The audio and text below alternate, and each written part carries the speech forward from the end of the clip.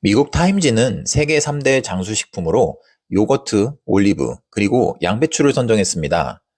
양배추가 선정이 된 이유는 항암, 항염증, 항산화 등 우리 몸에 좋은 점들이 많지만 특히 위장 건강에 좋기 때문인데요. 위점막 염증을 치료하는 양배추의 인돌3 카비놀과 비타민 U 성분 덕분입니다. 위점막 염증은 위염이나 장염을 쉽게 일으키게 되고 방치하게 되면 암으로 발전할 수 있는데 인돌3 카비놀 성분이 위장 내 점막 안에서 발암 물질이 활성화되는 것을 막고 건강한 세포의 유전자 손상을 억제해주는 항암 효과가 있기 때문입니다. 뿐만 아니라 양배추는 우리 몸에 만성 염증을 줄여주고 글루타민이 항염 효과를 일으켜서 관절 통증과 염증을 줄여주기도 하고요. 칼륨이 풍부해서 우리 몸에 과도한 나트륨을 배출시키며 혈압을 낮춰주기도 합니다. 또 풍부한 비타민 C가 항산화와 면역작용을 해서 암 발생 확률도 낮춰주고 면역을 강화해줍니다. 게다가 베타카로틴 성분은 시력을 유지하고 보호하는 역할까지 해줍니다. 그런데 이렇게 좋은 양배추도 어떤 사람들에게는 매우 조심해야 하는 음식일 수 있습니다. 오늘 영상은 양배추를 어떤 분들이 조심해야 하는지, 그런 분들은 양배추를 어떻게 요리해서 드시면 괜찮은지, 그리고 양배추의 좋은 효능들을 더욱 끌어올릴 수 있는 궁합이 좋은 음식들과 간단한 요리법들을 소개해 드리려고 하니까 오늘 영상 내용 잘 기억해 두셨다가 잘 활용해 주시기 바랍니다. 저희 채널을 구독해 주시면 여러분이 평소에 놓치기 쉬웠던 다양한 건강 정보들을 알기 쉽게 알려드리는 영상을 많이 만들어낼 수 있는 힘이 됩니다. 구독과 좋아요 부탁드립니다. 첫 번째로 양배추 섭취를 조심하셔야 하는 분들은 갑상선 관련 질환이 있는 분들입니다. 양배추에는 갑상선종 유발 화합물이 함유되어 있어서 갑상선 기능 저하증이 있는 사람들은 지속적으로 양배추를 섭취하게 되면 갑상선에 좋지 않은 상태를 악화시킬 수 있습니다. 우리 몸에 요오드가 부족한 경우에 갑상선 문제가 발생하게 되는데 요오드 결핍이 있는 여성의 경우에 양배추가 가진 고이트로겐이라는 성분을 과도하게 섭취하게 되면 그나마 떨어지는 요오드 사용 능력을 더욱 방해하게 되고 결과적으로 갑상선 암의 발병 위험을 높이는 것을 확인한 연구 결과가 있습니다. 다만 소량의 양배추 섭취도 문제가 되는 것은 아니고 일주일에 두세 번 150g 이상을 지속적으로 섭취했을 때 문제가 될 수 있다고 하니 이 점을 참고해 주시면 되겠습니다. 다음은 동맥이나 정맥, 그리고 심장 내에 혈전의 생성 때문에 생기는 혈관 질환 치료용으로 항응고제를 처방을 받아서 복용하시는 분들입니다. 이런 분들은 주로 혈액을 묽게 만드는 혈전 용해제인 와파린이나 아스피린을 처방받게 되는데 양배추에 풍부한 비타민 K 성분이 이와는 반대로 혈액을 응고시키는 지혈 효과가 있기 때문에 이러한 약들을 처방받아서 드실 때 양배추를 자주 섭취하시게 되면 약 효과가 없어져서 약이 쓸모가 없게 되는 것입니다. 그래서 이러한 계통의 약을 처방받으셨다면 양배추 섭취를 중단하시는 것이 좋겠습니다. 반대로 양치질을 하면서 잇몸에 자주 피가 나거나 코피를 자주 흘리시는 분들한테는 양배추의 비타민 K 성분이 지혈 작용을 해주기 때문에 좋은 음식이 될 수 있는 점도 알고 계시면 좋을 것 같습니다. 다음은 저혈당으로 고생하시는 분들입니다. 혈당이 높아서 혈당을 특별히 관리하시는 분들에게는 양배추가 아주 큰 도움이 될 수 있습니다. 그런데 평소에 혈당 수치가 낮아서 기운이 없거나 식은땀이 자주 나고 현기증이 나거나 두통이 잦은 증상 등의 저혈당 증세가 있으신 분들은 양배추가 저혈당의 잠재적인 원인이 되기도 하고 저혈당 증세를 악화시키기도 해서 갑작스런 쇼크로 의식을 잃게 될 수도 있는 위험이 있습니다. 따라서 큰 수술을 앞둔 환자의 경우에는 양배추 섭취량을 반드시 줄여야 합니다. 그리고 마지막으로는 과민성 대장 증후군을 앓는 분들입니다.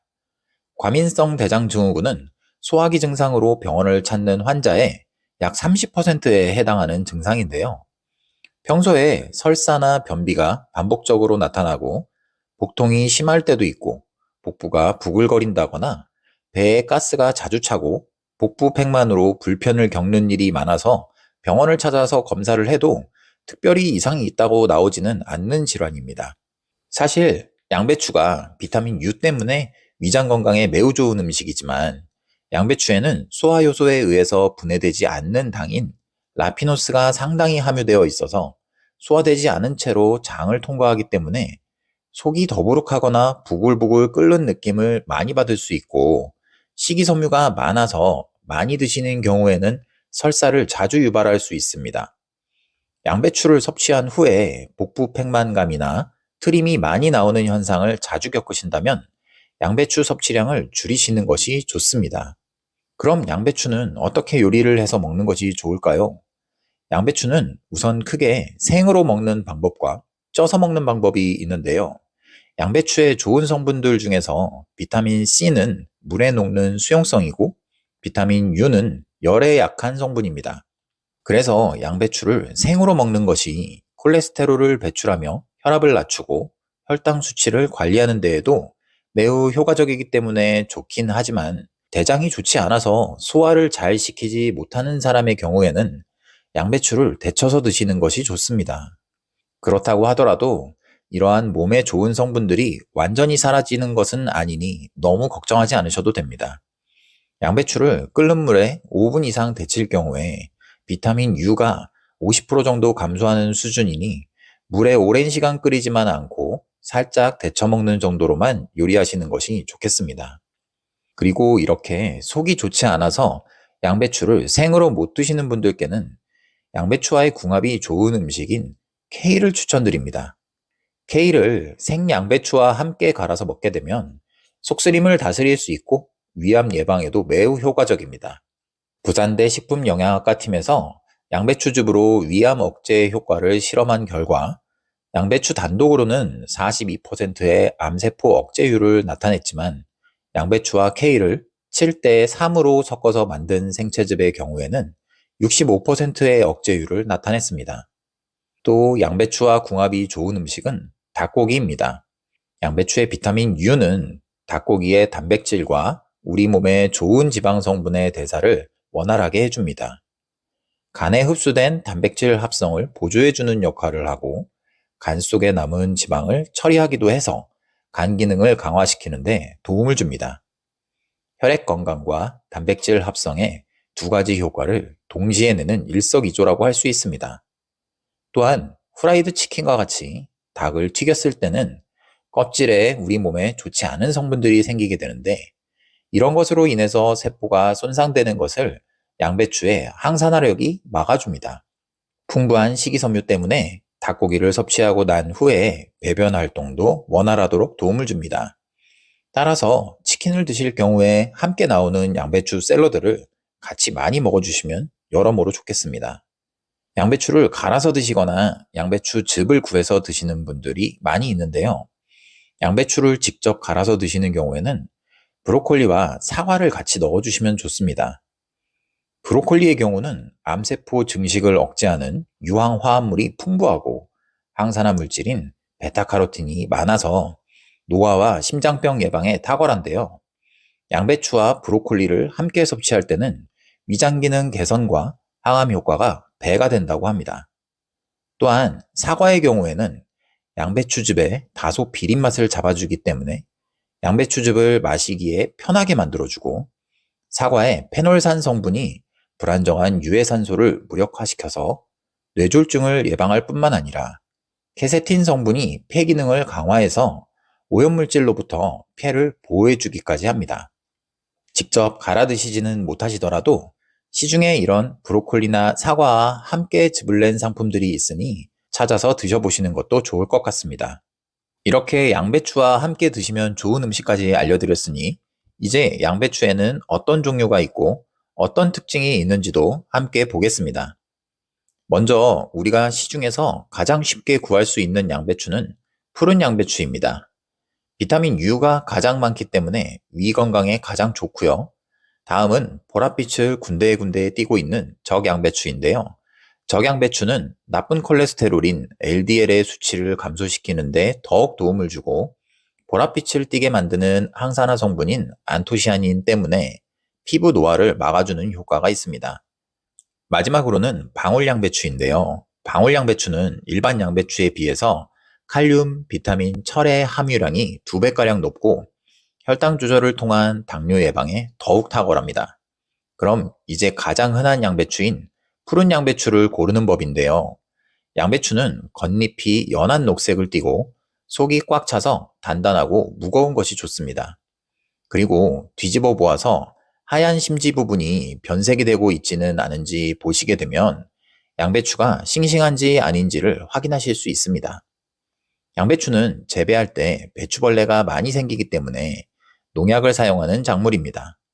따라서 양배추의 겉잎은 한두 장 정도 버리시고 남은 양배추 속도 속 사이사이에 농약이 남아있을 수 있으니까 안쪽 속을 사이사이 벌려가면서 물의 수압을 이용해서 농약이 씻겨나갈 수 있도록 씻어주시는 것이 좋습니다. 양배추를 오래 보관하셔야 하는 경우에는 양배추를 2등분한 다음에 심지를 제거하고 키친타월에 물을 살짝 묻혀서 심지가 있던 부분을 덮어주고 랩을 씌워서 냉장 보관하시면 됩니다.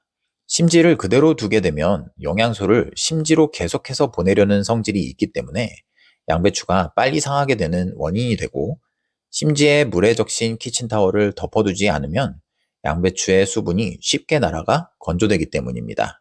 오늘은 이렇게 양배추가 좋은 음식임에도 불구하고 갑상선 기능 저하를 겪는 분, 혈전 약물을 복용하고 계시는 분, 저혈당 때문에 고생하시는 분들이나 과민성 대장 증후군이 있으신 분들은 주의해야 한다는 점, 양배추는 케일, 닭고기, 브로콜리, 사과와 함께 드시면 더욱 좋다는 점, 그리고 좋은 양배추를 고르고 세척하고 보관하는 법까지 알려드렸으니 잘 기억해 두고 계셨다가 양배추의 올바른 섭취를 통해서 여러분의 건강에 큰 도움이 되기를 바라겠습니다. 지금까지 시청해주신 영상이 여러분의 건강에 많은 도움이 되기를 바라면서 구독과 좋아요를 남겨주시면 여러분의 100세 건강에 더욱더 도움을 드리기 위해 노력하는 비서가 되어드리겠습니다. 감사합니다.